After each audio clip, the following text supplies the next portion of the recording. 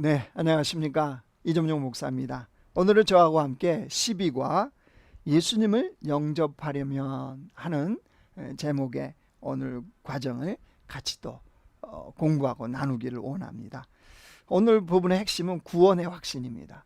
신앙생활을 하는데 구원의 확신이 얼마나 중요한지 우리가 오늘 이것을 같이 또 공부하기를 원합니다. 오늘의 이야기 보시면요, 인생의 근본적인 문제라고 하는 타이틀입니다. 나주랑 씨는 교회에 출석한 지 3개월가량 되는 사람이다. 그는 인생의 근본적인 문제로 고민해오던 사람이다. 허무주의와 염세주의에 자신도 모르게 빠져 들어가서 인생의 목적이며 의미를 전혀 깨닫지 못하고 혼란 가운데서 어쩔 수 없이 살아가고 있었다. 그런 만큼 그는 내면적으로는 인생의 참된 의미를 찾는데 갈급한 상태였었다. 나주랑 씨는 가까운 친척의 고면으로 교회에 나오게 되었는데 과거에도 몇 개월씩 교회에 다닌 적은 있었다. 그런데 이번에 다니게 된 교회에서는 뭔가 새로운 것을 발견한 것 같은 느낌이 들었고 뭔가 인생의 의미를 찾을 수 있을 것 같았다. 이렇게 교회 예배에 계속적으로 참석하고 구역 예배, 저희는 가정교회죠. 가정교회에도 참석하면서 나주랑 씨는 마음에 믿음이 생기는 것 같았다. 그것이 구체적으로 어떤 것인지는 아직은 설명할 수 없지만 마음속에 죄의식으로 가득한 나주랑 씨의 경우는 예수님이 그 죄들을 지시고 십자가에 못 박혀 돌아가셨다는 말이 어느 정도 믿어졌다. 아직 죄짐이 풀렸다는 확신은 없었지만 나름대로 하나님의 존재와 그 사랑을 깨달을 수 있었다. 그러나 누가 나주랑 씨에게 구원받았느냐고 물어본다면 거기에는 대답할 자신이 없었다. 목사님이 설교하실 때도 가끔 구원의 확신을 가지고 신앙생활을 해야 한다는데 어떻게 해야 구원의 확신을 가지게 되는지는 알 수가 없었던 것이다. 나주랑 씨는 막연하게 구원의 확신이라는 믿음이 생겨나기를 기다릴 수밖에 없었다. 나주랑 씨의 이야기는 참으로 아주 중요한 이야기이다. 왜냐하면 당신이 교회 다니는 이유도 이 구원에 있기 때문이다. 당신의 경우를 이야기해보자. 첫 번째, 나주랑 씨의 이야기에서 당신이 공감하는 부분을 설명해보자. 인생에는 그 무엇으로 채울 수 없는 공허감이 있습니다. 마치 우리의 심령에 블랙홀과 같은 이런 것이 있다고 느끼기 때문입니다. 그래서 자꾸 다른 것으로 채우려고 하는데 세상 것으로는요, 이런 공허감, 허무감 절대 채울 수가 없습니다. 그래서 사람들이 하나님을 찾게 되는 것이고 그래서 하나님을 믿게 되는 것이죠.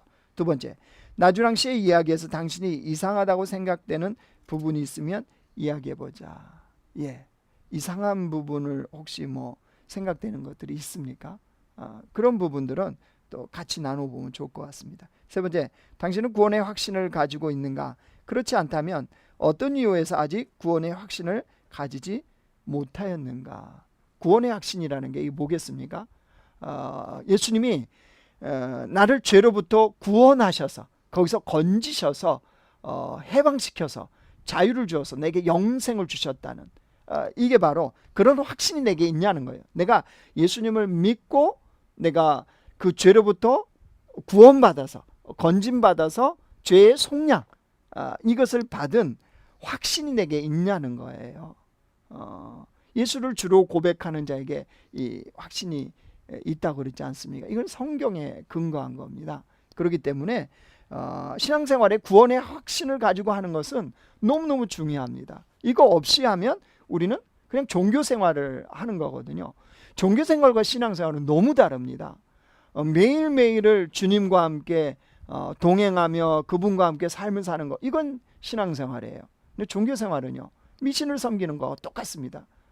그냥 하나님이라는 신을 섬기면 내가 잘 되겠지, 내가 축복받겠지, 뭔가가 있겠지, 이렇게 하는 거는 그건 종교생활입니다. 우리는 종교생활하려고 모인 게 아니거든요. 종교생활하려고 예수님을 믿는 게 아니거든요. 그렇기 때문에 이 구원을 확신을 갖는다는 거 너무너무 중요합니다. 자, 그 다음 보십시오. 당신이 구원받아야 할 이유는 세 가지로 요약. 왜 구원을 받아야 되냐는 거죠. 첫 번째요, 당신은 하나님 앞에 죄인이기 때문입니다. 이때의 죄는 하나님을 믿지 않는 죄를 말합니다. 둘째, 당신은 이 죄값으로 인하여 반드시 죽기 때문입니다. 죄의 삭은 사망이다, 이렇게 말씀하시거든요.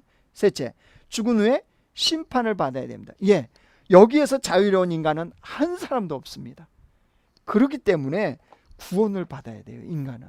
그래야 영생, 영원한 생명, 천국의 삶을 사는 것이 가능해지거든요. 자, 첫째 주제 보십시오. 하나님의 은혜. 당신은 하나님께서 이 세상 만물을 창조하신 것을 믿을 것이다. 그런데 누구를 위하여 이 천지를 창조하셨는지 아는가? 하나님은 온 천지를 만드신 다음에 사람을 창조하시고 모든 만물을 사람에게 맡겨서 다스리게 하셨다. 사람들에게 축복과 평화와 기쁨과 소망 등 모든 좋은 것을 주시는 것이 하나님의 목적이다. 천지창조의 목적입니다. 다음 성경 구절을 통하여 그 사실을 확인해 보자. 첫 번째요, 하나님은 온 천지와 사람을 창조하셨다. 창세기 1장 1절에 보시면 태초에 하나님이 천지를 창조하시니라. 하나님이 창조하셨다.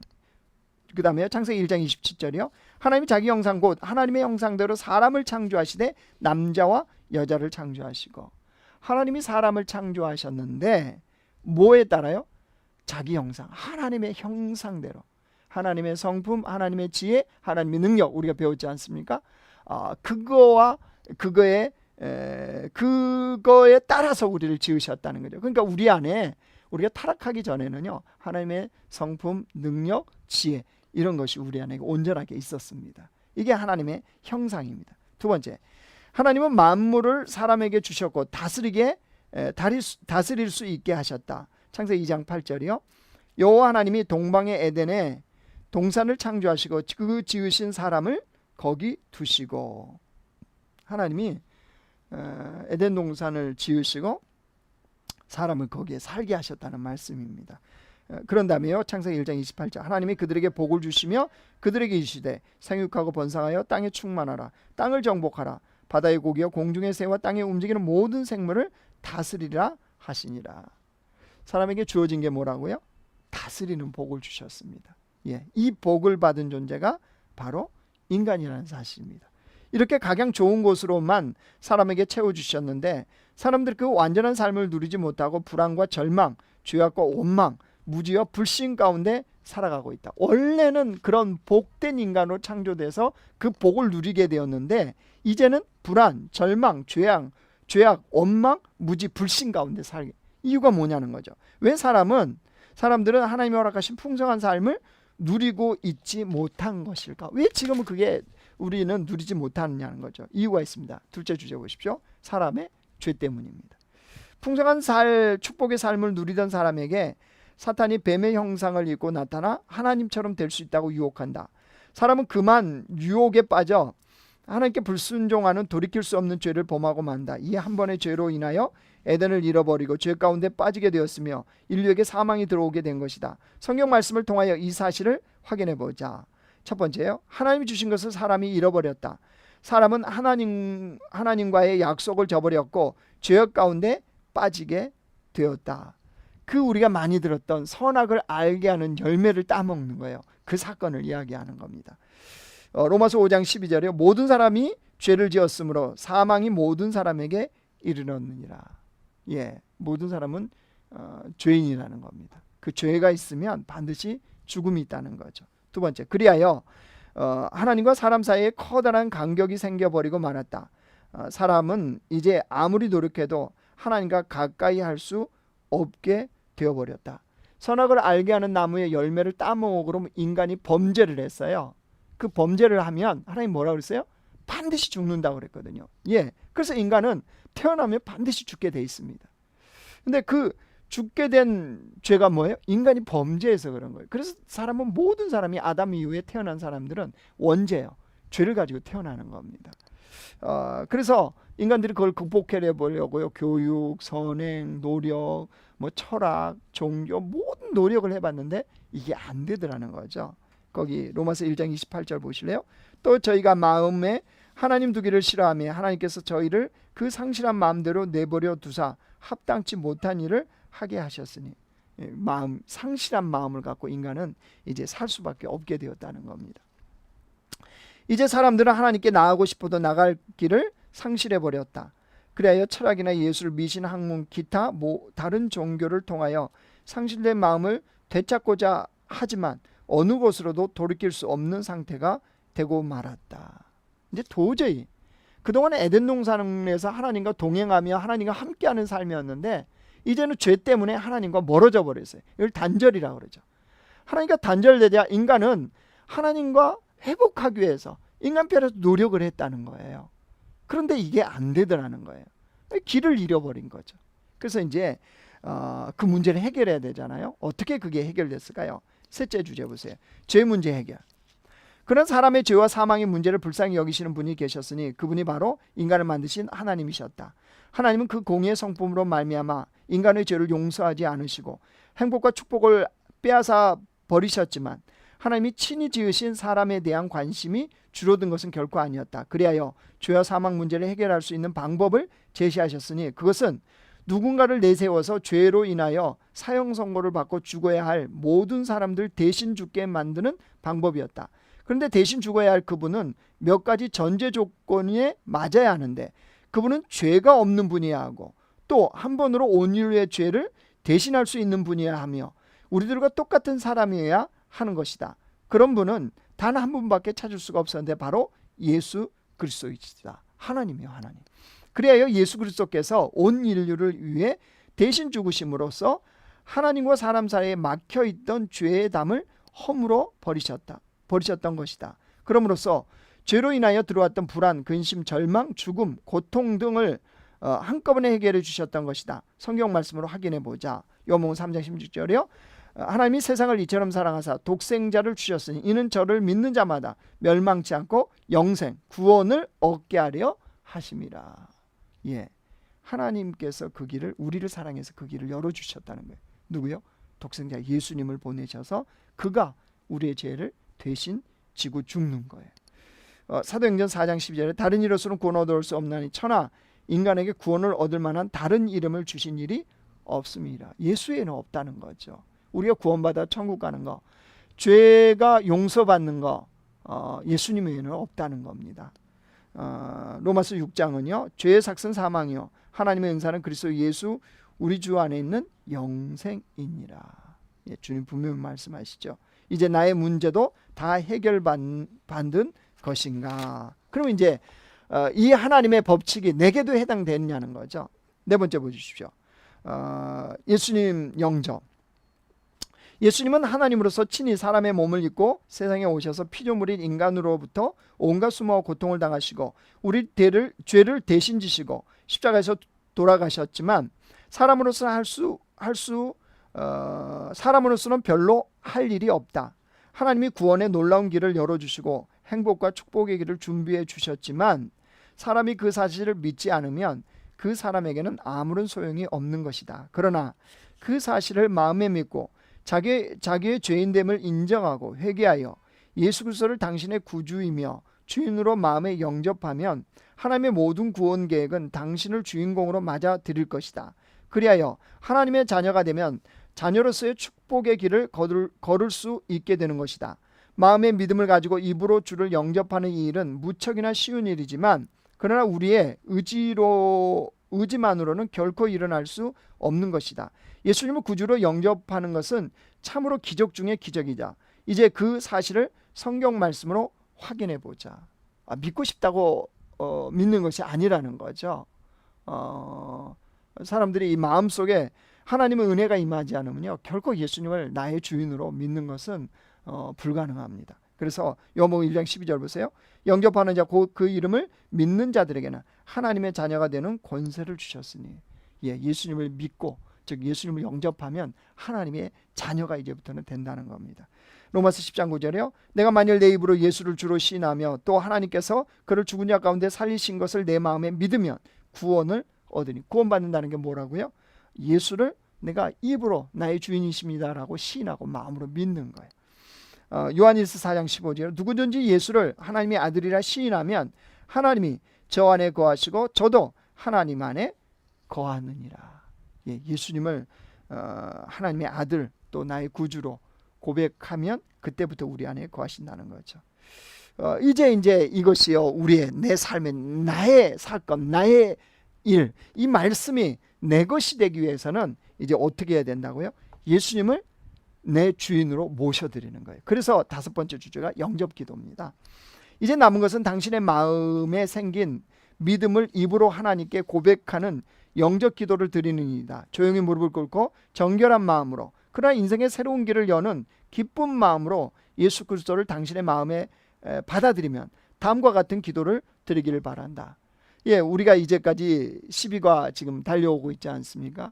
이 과정을 통해서 그 주님을, 그 예수님을 내가 믿고 싶다.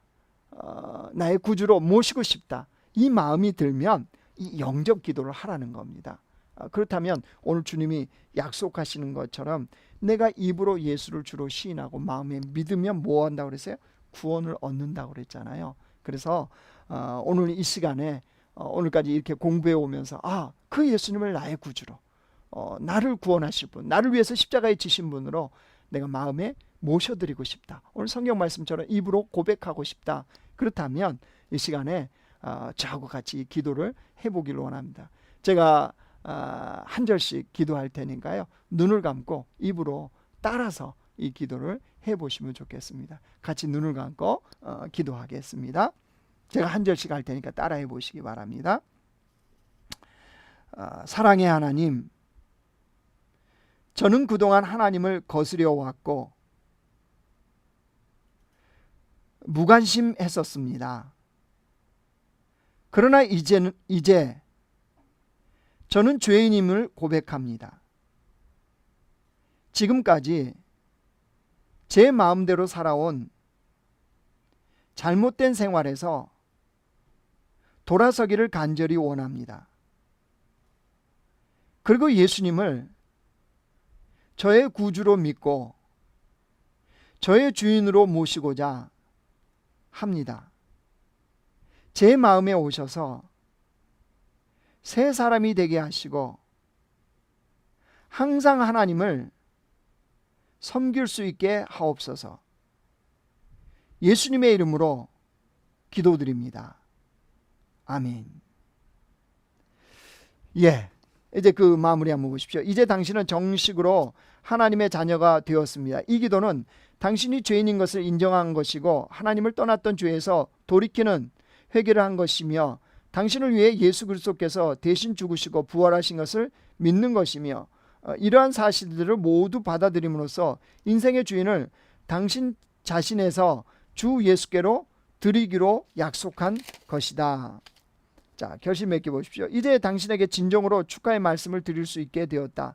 예수 그리스도를 영접하는 기도를 드린 당신은 구원에 이른 것이며 예수 그리스도 안에서 영적으로 갓 태어난 분이기 때문이다. 하나님께서 한 사람이 회개하고 주님 품 안으로 들어오면 하늘에서 잔치를 벌이신다는 사실을 알아야 한다. 그러므로 이제 당신은 기쁨과 감사의 신앙생활을 하기 바란다. 바로 이 순간이야말로 당신을 향하신 하나님의 계획이 이루어지는 순간인 것이다. 다시 한번 주님 안에서 한 형제 된 것을 깊이 감사드린다.